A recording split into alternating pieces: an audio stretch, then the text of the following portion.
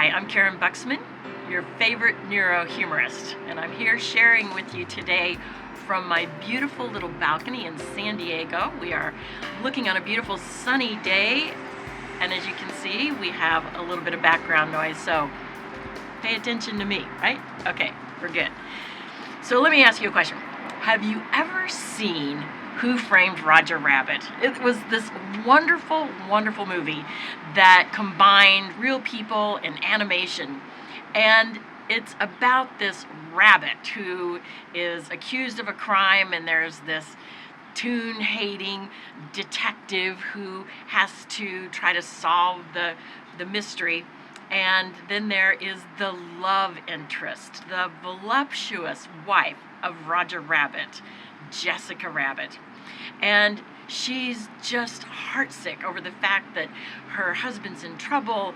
Roger Rabbit's been kidnapped, and she's drug Eddie Valiant into this to solve this mystery. And at one point, Eddie Valiant asks Jessica, "What do you see in this guy?" And she answers, "He makes me laugh." I love that. I love that. He makes me laugh, because having laughter from our loved one, having humor, sharing humor with our loved one is so, so important. It really is one of the top 3 desired traits, whether you are looking for a leader or whether you are looking for a lover. Sense of humor is very, very high. So, if in our time together today, if I could help you be more connected to your loved one, if I could help you be better looking, and if I could do this without making you break a sweat, break the bank, or having to eat kale, would you be interested? Okay, so let's move forward. The fact is that humor really can help you be better connected. And I'm going to get into some of the brain science of that in just a minute. But let's take the fact that, can you be better looking? Studies show, this is crazy, studies show that people who see another and perceive them to have a sense of humor actually rate them as better looking. Okay, so now you're paying attention. Yeah, they actually see them as having a better sense of humor. They see them as more attractive. So you could be perceived as better looking just by having a better sense of humor. But the fact is that, yes, humor can make a relationship stronger, and nonsense makes the heart grow fonder. It really even goes back to probably biology. It's seated in this, that we as couples see somebody who has a sense of humor as being more creative, as being warmer, as more intelligent, and these are the traits that actually would increase the likelihood that we could continue the lineage of our children, our grandchildren, whatever. And so this really goes deep, all the way down to our brains. Let me talk a little bit about this, because I'm a neurohumorist. I live at the intersection of humor and the brain, and people think that humor is simply about entertaining, but it goes much, much further than that. And when you are in a state of stress, we have all sorts of negative chemicals, hormones, proteins that are being produced in our bodies. When we are practicing humor, we decrease the epinephrine, we decrease the adrenaline, we decrease the cortisol. It decreases the pain, it decreases the depression. These are all things that can really put a hamper on having a good relationship, having a romantic relationship with another person. And so whether you have a disability, an invisible disability, whether you are somebody who's homebound for any particular reason, whether you're really very shy, all of these things can be improved by incorporating a sense of humor. One of the cool things when we are practicing humor with another person is one of the hormones that is released is oxytocin. Oxytocin is known as the cuddle hormone. It's a hormone that improves that sense of relationship. It improves that sense of rapport. It makes us feel more bonded. It makes us feel closer, more intimate. And so these are the kinds of reasons why, from a brain-based perspective, you really do want to practice more humor. I have long thought that humor and laughter, particularly laughter, is more or less a barometer of how successful a relationship is. If it's a work relationship, when I work with companies, I talk to them about setting the barometer. Are they listening for laughter? Because in a work setting, if you're not hearing any laughter, you most likely have some very unhappy employees, and that can cost you. In your household, if you're not hearing laughter, again, that can cause some very, very serious long-term problems. It's a big indicator. I remember myself in my first marriage. I have two beautiful boys from this marriage. The youngest one is just somebody he is so funny. He makes me look like paint drying on a wall. And when he left for college, he actually went to study in Chicago. He went to study at Second City. When he left, all of a sudden I realized the house was painfully quiet. There was no laughter. And I knew right then that this relationship had some serious issues, some serious problems, that if we didn't find a way to put the laughter back in, that long term, it just wasn't going to work. One of my friends and colleagues, Yaakov Smirnoff, I don't know if you've heard of him, he is a great comedian, and he actually went back recently and got his PhD. So not only is he very, very funny, he's very, very smart. And he did a brilliant PBS special that I highly recommend called Happily Ever Laughter. And I think that it would be wonderful for you to look at this, because he talks about in a relationship, when you're first in a relationship, the first thing that communicates that there is a connection is the laughter. And then comes the intimacy, and then comes the additional rituals that you go through of getting engaged and getting married. He said, but when the relationship is in trouble, when the relationship is doomed, he said, it was so funny, he said, first the laughter goes away, and then you lose the intimacy, and then you lose your house. Oh my gosh, that's so true. So you don't want to lose the ability to laugh together. Lots of studies have shown this, and they've shown that a sense of humor, a shared sense of humor, is something that is an incredible positive predictor of a healthy and happy relationship. And so how can you make this happen? One of the ways that you can do this is to stack the deck. What can you do to increase the likelihood, to improve the odds that are in your favor? There's lots of different ways that you can do this.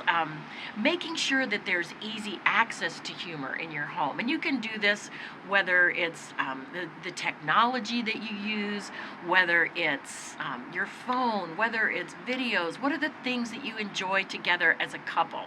I know that for me and my husband, Greg, we have a list of movies. We have a list of funny things that are our go-tos that we make sure that we incorporate into our process, into our routines, into our rituals every single day. And that there's really no place that we could go if we have our phones where we can't tap into humor, can't tap into laughter. But another great way to do this as a couple is to not have to depend on external means to incorporate a sense of humor, but to practice internal means. There are ways that you can tap into rituals and things like this. And I created a game called Funny You Should Say That. And this is a great little game to play with your spouse, with your children. It's a great way to break the ice on a first date.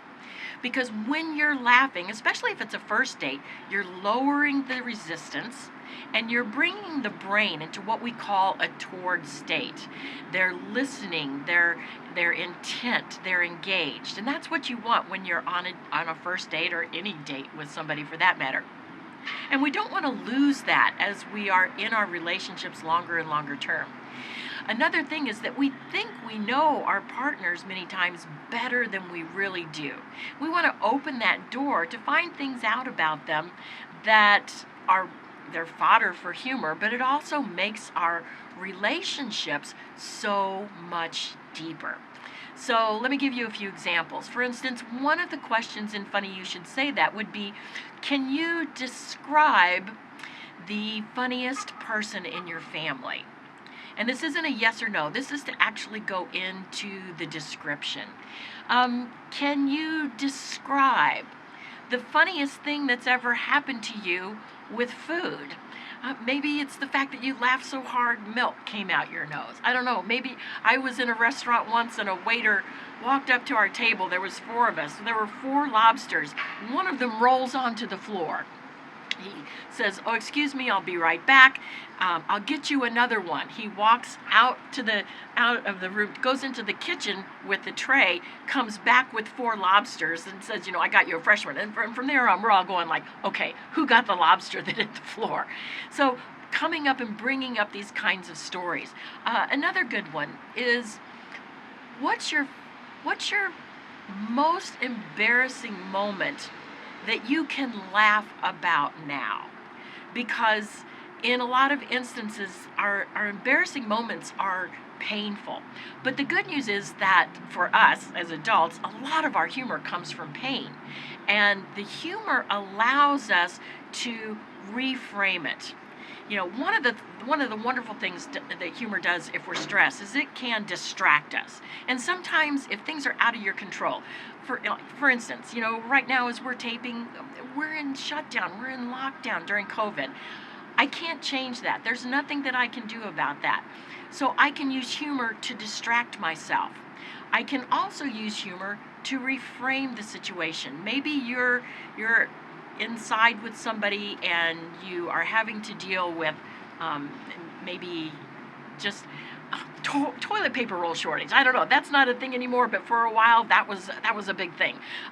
Also, eating, gaining weight, being trapped with somebody and not being able to escape. All these kinds of things. When you can play with your pain, when you can exaggerate it, or when you can downplay it, these kinds of things actually give you the ability to distance yourself from that painful experience. And if you can distance yourself from that painful experience, you're much more likely at that point to be able to, again, connect, listen, work with, engage with that other person. So stacking the deck can be something by manipulating your external environment, or it can be playing with your mindset. It can be playing with moments of mirth that you remember. Because once you're able to tap into your brain for humorous events, holy cow, now you have a totally mobile, a totally portable skill that you can use any place and any time. So in addition to stacking the deck, a big one is being able to play. It's my opinion that couples who play together stay together. And I see this time and time and time again. And in some degree, that might be sports, that might be hobbies, but it can go way beyond that. It's a playful attitude. It's a playful mindset. Another colleague of mine who's a wonderful high performance coach, Charlie, he and his wife Melanie, they have a ritual. And every night before they go to bed, they pull out their phones. Not that I'm a big advocate of looking at your phones in bed, but they specifically have a reason for doing this. They pull up TikTok and they pull up funny videos. And these funny videos, they said they watch them and they laugh and laugh and they laugh themselves to sleep. I can tell you from a scientific point of view, when you can laugh yourself to sleep, you are going to have one of the best sleeps of your life. And when you're able to play with another person, this will also show confidence in another. And you want to have a trusting relationship, and you want to be laughing with someone rather than laughing at someone. But I love it. My friend and colleague Colleen, who's a professor at a university in Pennsylvania, she and her wife, Janet, they tease and they play all the time. Colleen was saying the other day that she actually started wearing, for the first time, a CPAP. And she said when Janet came to bed, she started calling her Major Tom. Just like the Elton John song. And so this, again, it shows that willingness to be vulnerable with another person, to play with that other person. We see this a lot with celebrities. It's like Ellen DeGeneres. Oh my gosh, she totally pranked Portia by videotaping her doing Jane Fonda workout and then showing it on television. Other couples who love playing together. They're just, a lot of the celebrities will do it visibly and out there in front of everybody, which I think is pretty brave because, you're really putting yourself out there then and really increasing that vulnerability. And you really need to have a strong relationship when you do that. And so I think it's an important thing for me to point out here that there is a line that you can cross with humor, even with your loved one. And the hard thing about this line is that it's always moving. You really, really have to know the other person. That's probably the biggest factor. No, it's not probably. It is the biggest factor in the success of your humor is knowing that other person and laughing with them, not laughing at them. Something that people do will tease. And sometimes teasing is good, but sometimes it can become hurtful. If the person that you're in a relationship with, they're constantly teasing you, and then they're having to say things like, "What's the problem? Can't you take a joke?" Or "I'm kidding." When somebody uses those phrases, I don't really think that the intent of that humor is to build another person up. I think the intent of that humor is more put down, and that's definitely not going to make the heart grow fonder. That's actually going to make a person become more resentful. So when you're using humor, you want to use humor that builds one another up instead of tearing one another down. A lot of this can be inside humor. It can be language. It can be lexicons, pulling from movies and shows and things like that. Greg and I do this all the time with shows that we watch. And another couple that I interviewed was telling me about this, that they were listening to, help me here. Anyway, it's a comedian. You're going to know this gal. Anyway, she wrote this funny book, and she was talking about some of the skits that she does. And in these skits, one of the phrases that was a Saturday Night Live skit that didn't quite make it was "honk it, honk it." And so that's one of the things they said they go around their house saying, "honk it, honk it." Now, somebody outside wouldn't understand that. They wouldn't get it. Another couple that I interviewed, Donna, who is somebody who is a big damn deal at the University of Missouri Columbia, MIZ. So she and her husband Dick, they are so wonderful, and they have been married 50 years. And I was saying, so what are some of the keys to your success? And they love joking together. They love teasing one another. They love playing together.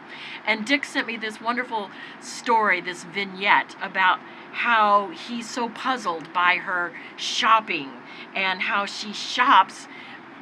She finds sales, and in her mind, it's totally saving him money. Totally off the bottom line, and he's not understanding this at all.